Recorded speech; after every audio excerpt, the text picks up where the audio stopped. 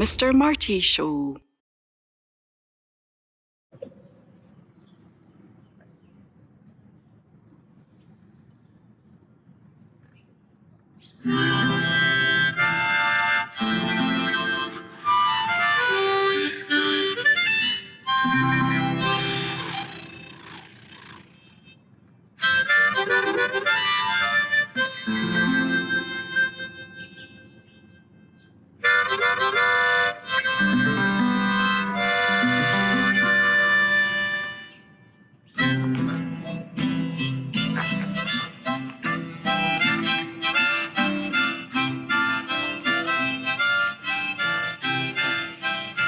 Welcome to the show.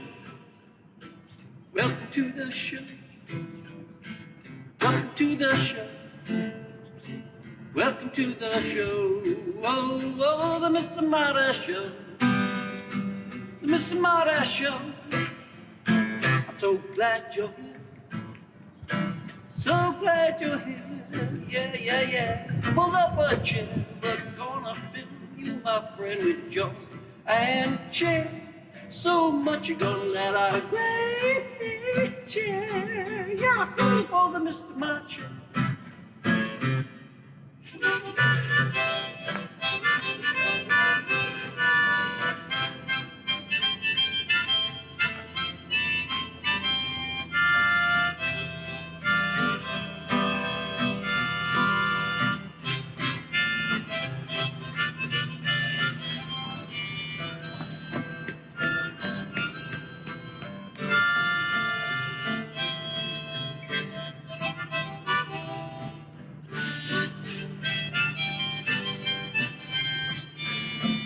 I'm the Mr. Marty Show. The Mr. Marty Show. Whoa, whoa, whoa. The Mr. Marty Show. The Mr. Marty Show. The Mr. Marty Show. The Mr. Marty Show. I'm the Mr. Marty Show. The Mr. Marty Show. The Mr. Marty Show. The Mr. Marty Show. The Mr. Marty Show. The Mr. Marty Show, show, show, show, show, show, show, show, show, show, show live action on the Mr. Marty Show. Whoop, bang!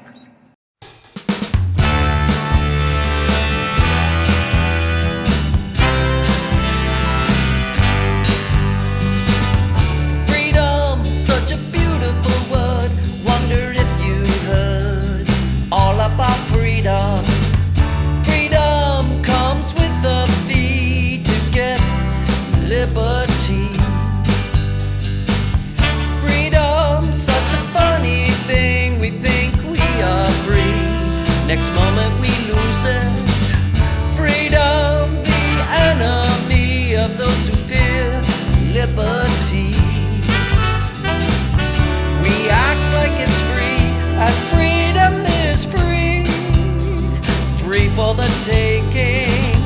We can only have liberty with freedom. For wanting to be free. Freedom from fear of never being free.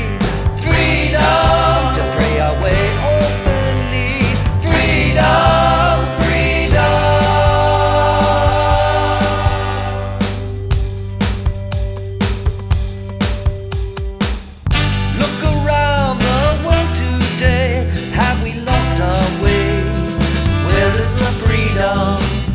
Freedom, always over that hill if we take it seriously. Freedom, we can disagree, but still agree to live in liberty. Liberty dies in the blink of an eye, and then we are not truly free. Such a precious thing to live in liberty. Such a precious dream for those who can only dream of freedom. Wanting to be free. Freedom from fear of never being free. Freedom to pray our way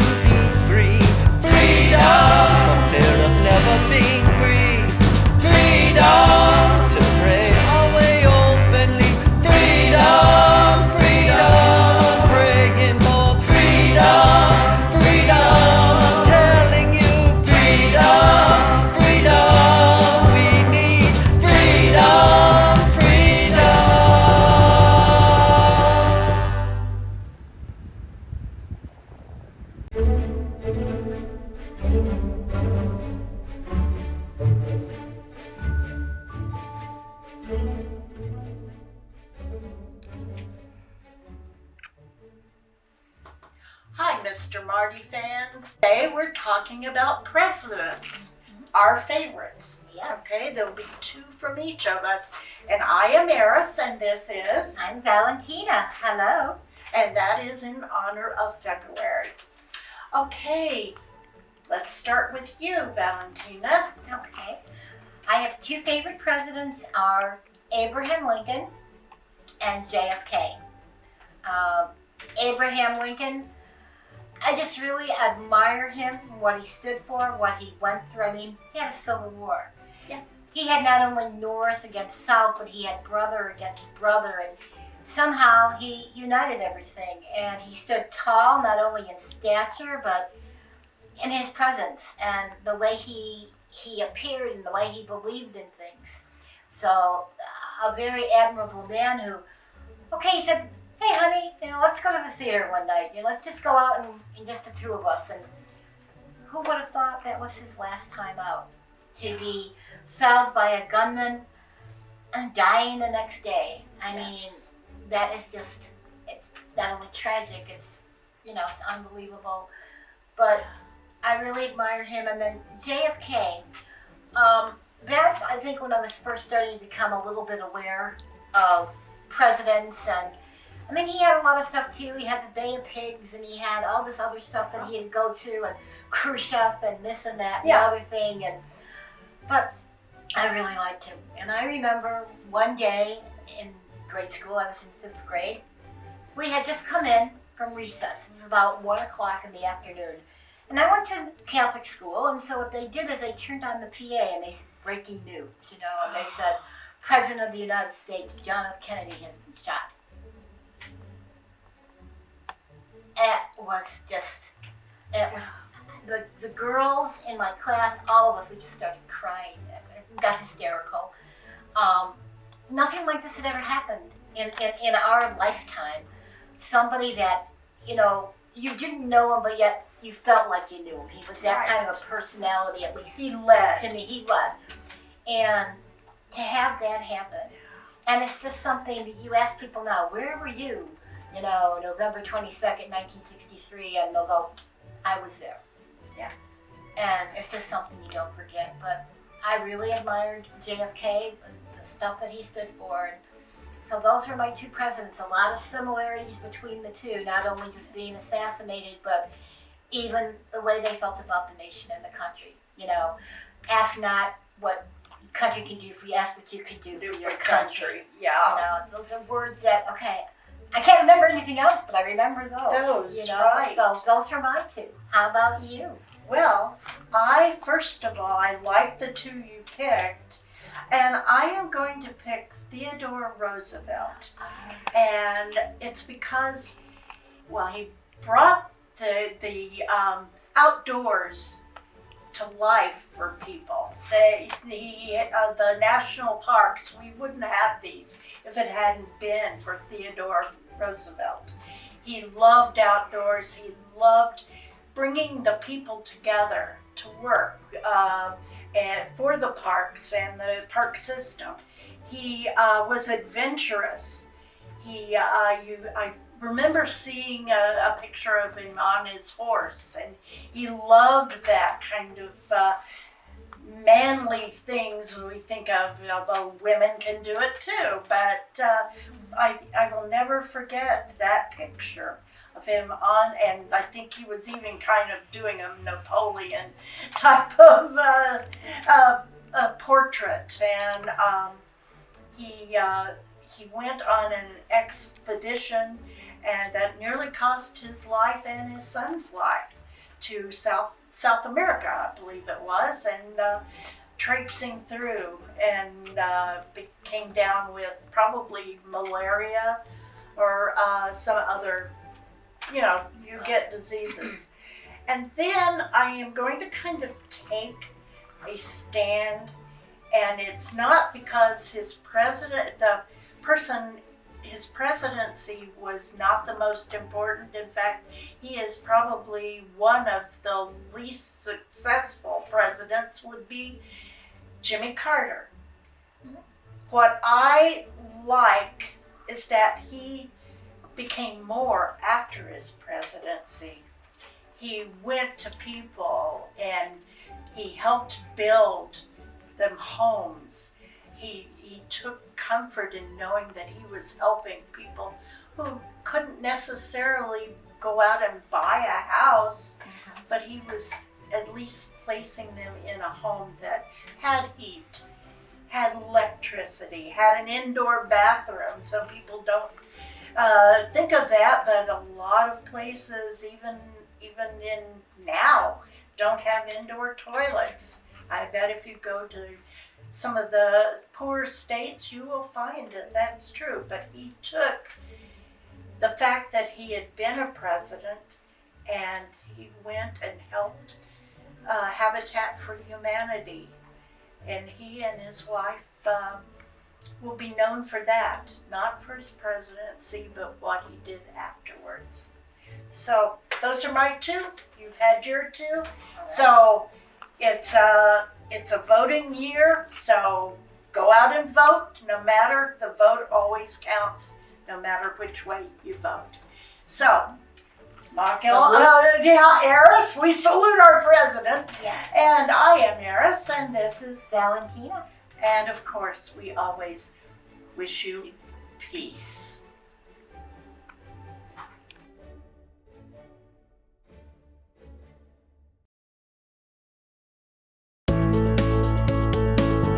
Why sign up for the weekly bulletin at martinmccormack.com? Well, you get the latest writing of Marty. What's new on the podcast, Strung Out? What's new at the gallery? What's coming up on the Mr. Marty Show? The art video of the week, the music video of the week. And you get 20% off at Marty Fine Art for signing up. Go to martinmccormack.com and become part of the gang. That's martinmccormack.com.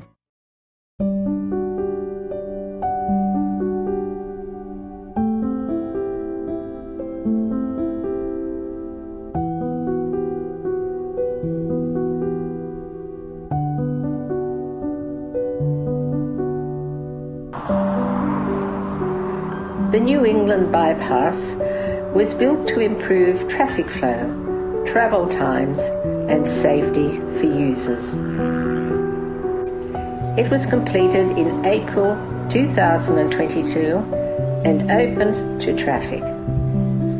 With the completion of the bypass, the focus is now on revitalising the Scone Central Business District. The project is expected to have a transformation effect on the region, providing a significant economic boost and creating exciting new opportunities for local businesses. The project will amplify a range of hospitality, retail, and commercial opportunities, attracting new visitors to the area, making Scone a hub for economic growth development.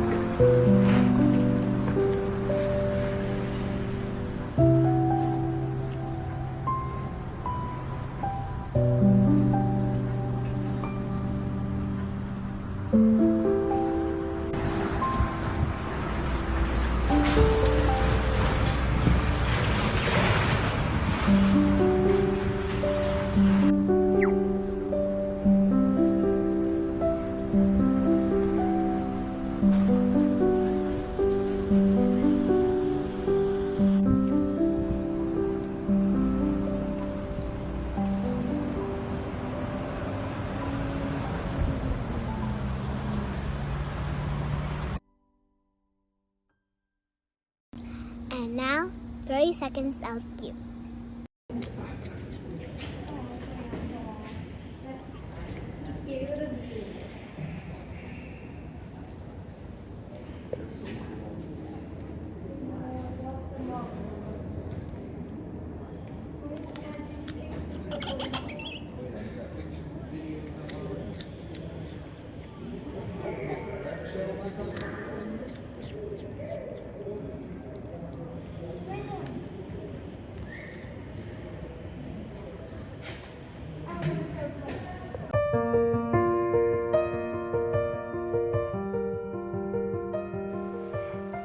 Mr. Marty fans, Ma Gilmore here.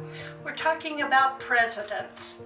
Now, I know that everybody would choose Lincoln or Jefferson or even FDR, but I'm going back to the beginning. Washington. He put his heart and soul so that we could have a country. He put his life on the line with his troops so we could have a country. When he was elected president and put in that position for 2 terms, when they came to him and said, "We'll make you the president for all time," he said no. And so we have to look back to the beginning. We have to go back, that presidents have 2 terms, that doing otherwise puts us right back what we were fleeing from in the first place, before we became this great country that we have, before we sailed the seas to come here. We would have to go back and relive all of those times. So 2 terms, that is what President Washington said. No full life king, no president for life. And so as we meet this presidential year, may we keep that in mind. May we realize his dream as it goes forward. May we realize Washington's dream of a great country that didn't have a prime leader, that had a president for 2 terms. So, Mr. Marty fans, this is Ma Gilmore. And as we look to vote, remembering that one vote can make a difference. As always, I bid you peace.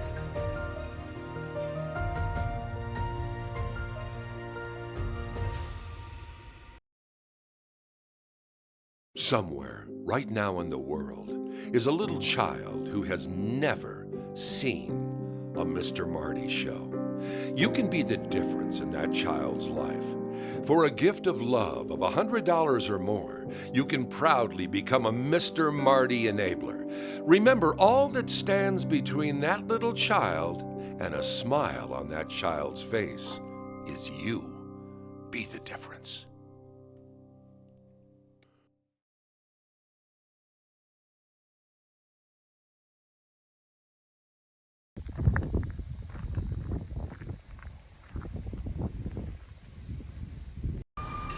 But like, I can feel the heat.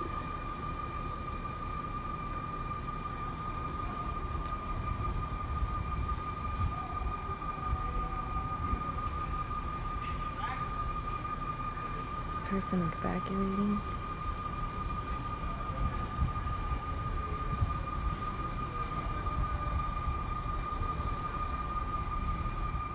I can legit feel the heat. Look at all this smoke. It's probably not good for me to be breathing it in.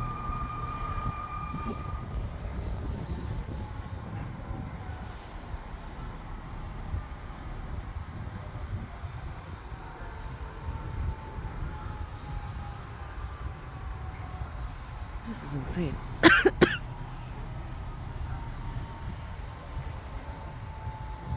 I'm gonna get a coat and a mask. Everything is smoke-filled. Look at this.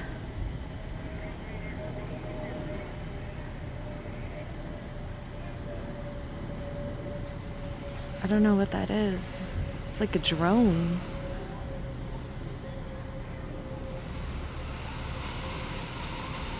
Oh my God.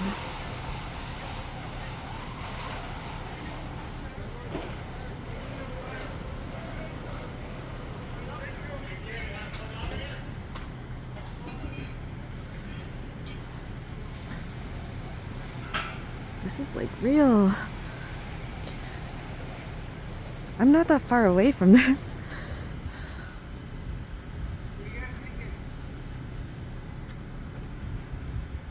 I hope. I think that they were renovating Well, I know they were renovating the other, like the building, I guess the window to the right of the one that smoke is coming out of. So that's crazy, but I hope no one's in there.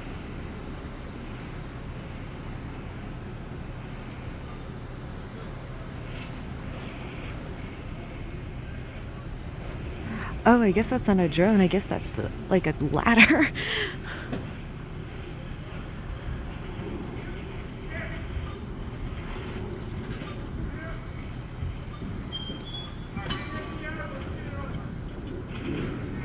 There are firemen on top of the roof.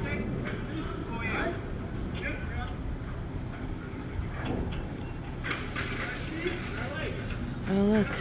There they come.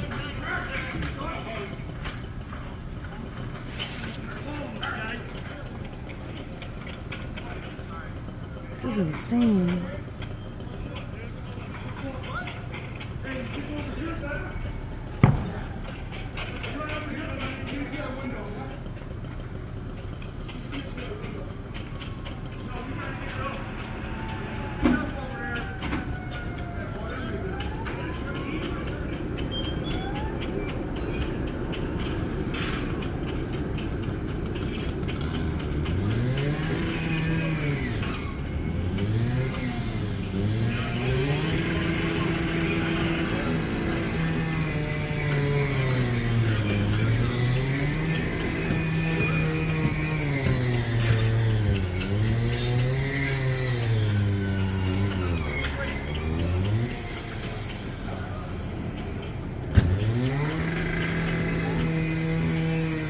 Oh my god, do they have to get people out?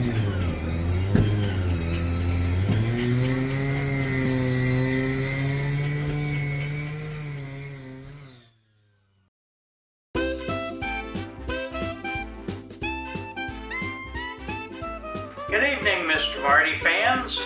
This is Mike, Mr. Ma Gilmore, putting my worthless political science degree to work this evening to talk about our 29th president, the much maligned Warren G. Harding. Well, first thing you think of when you hear that is the Teapot Dome scandal. I'm not going to spend a lot of time on that. A lot of this happened after President Harding's death, but basically some of his cabinet members and other associates had given their friends some sweetheart deals on oil leases on federal lands. So that's what that boiled down to. It wasn't a nice thing, but that's what happened in the Teapot Dome scandal. Another catchphrase of the Harding era that came from this is the term smoke-filled room. And a lot of people think that what that meant was that the party bosses of the Republican Party and powerful senators got together and forced Warren G. Harding onto the party as their nominee because he would be their yes man. Well, that's not exactly what happened. They discussed the various candidates well into the early hours of the morning that night in June 1920. And in his 1920 campaign, Harding hired an advertising agency, a common tactic today, but innovative at the time, and used newsreels and paid advertising in newspapers and new billboards. So it was a saturation campaign on behalf of Warren G. Harding. And Harding won a large victory, won all the states except the so-called Solid South, Solid Democrat at that time. But even then, he took Tennessee. And in Harding's inaugural address, I was I noticed a certain phrase that seemed very familiar. Harding said, "Our most dangerous tendency is to expect too much from the government and at the same time do too little for it." Words which we would hear echoed in an inaugural address 40 years later. And one of the first things as president that Harding did was to pardon people who'd been put in jail for opposing American entry into World War I. Men like the socialist leader Eugene V. Debs, who actually had run for president from jail against Harding, getting 3% of the vote. Harding supported an anti-lynching law and improved political civil rights for African Americans. In fact, the anti-lynching law made it through the House of Representatives, but was, as such things were back then, filibustered in the Senate. Foreign Affairs, Harding and his Secretary of State, Charles Evans Hughes, convened the Washington Naval Conference in an effort to limit battleships and other naval weapons. Also supported the United States joining the World Court.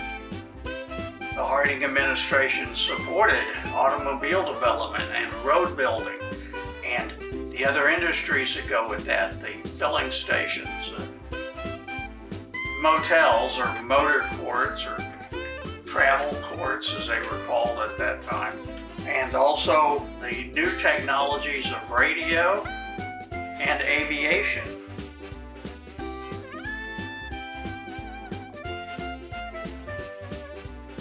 So these agencies got their start under the Warren G. Harding administration. That's a little extra facts about Warren G. Harding, more than just smoke-filled room and teapot dome. President Harding did get a lot of serious business done that's often overlooked. So this is Mike, Mr. Ma Gilmore, playing college professor here. Thank you for listening, and we hope you enjoyed this presentation.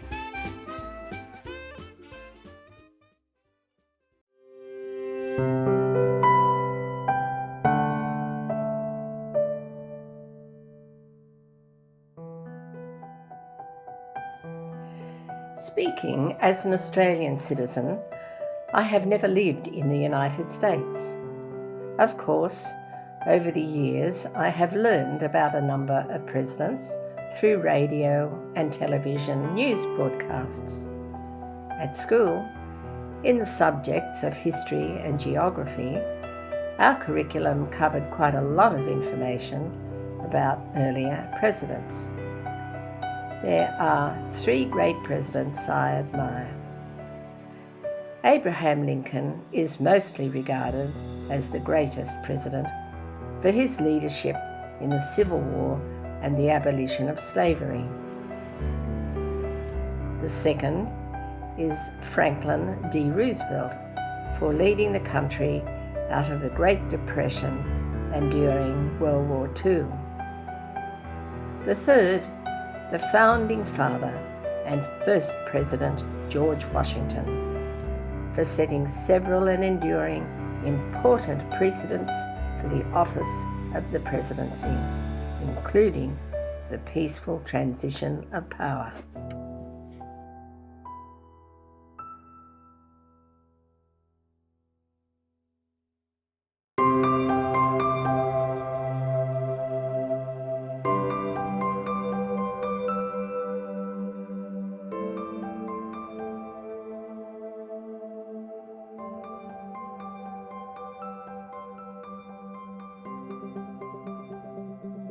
So now I'm getting very close to where I want to be with this bison, but I still want to work on the face a little bit.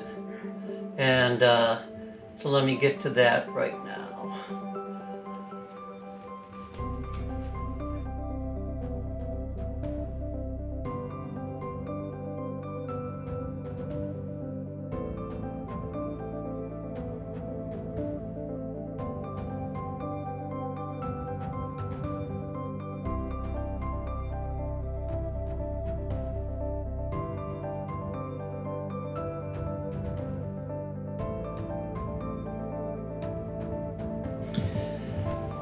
So sometimes it's good just to kind of figure out, just looking through this video, if I've got this bull's eye right.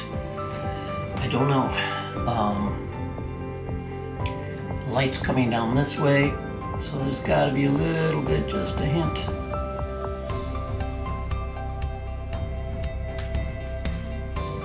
Up there,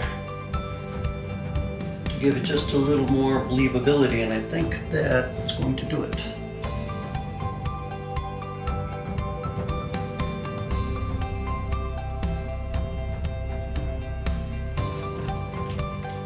Too much and I screw it up. There, now I've just kind of accentuated the eyes a little bit.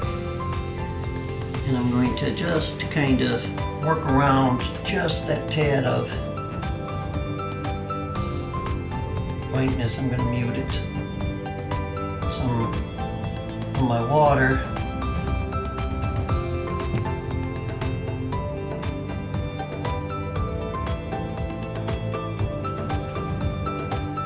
Give him just the lightest hint of right above here.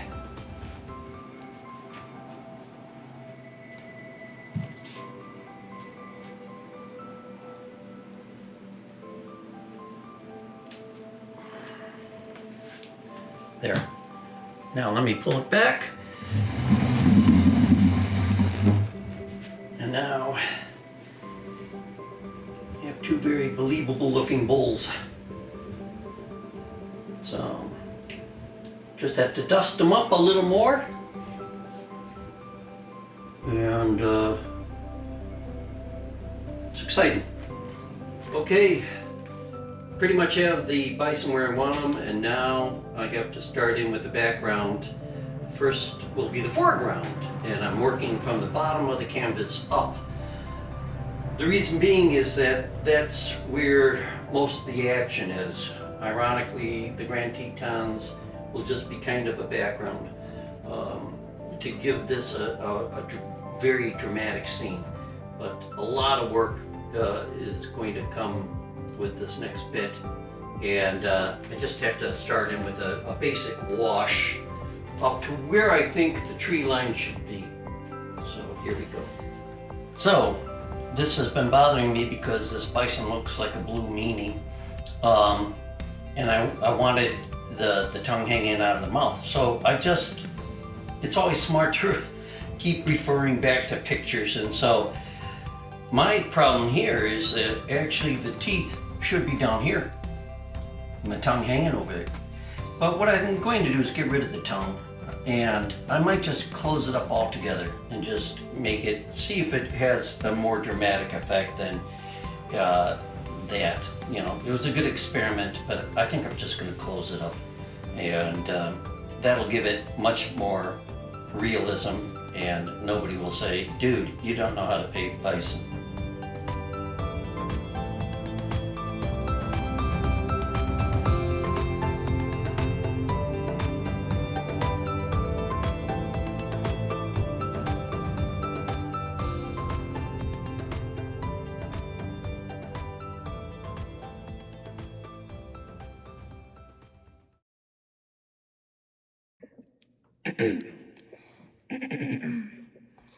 Thanks for watching the show, thanks for watching the show, the Mr. Marty Show, the Mr. Marty Show.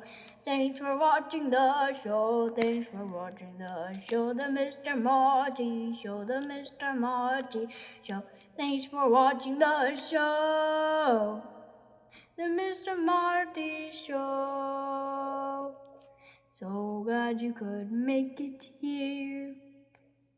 It's all about the U.S. national presidents. And anyway, thank you for coming to the show. So thank you for coming to the show. Oh, the Mr. Marty Show. The Mr. Marty Show. The The Mr. Marty Show. Thanks for watching the show. The Mr. Marty Show.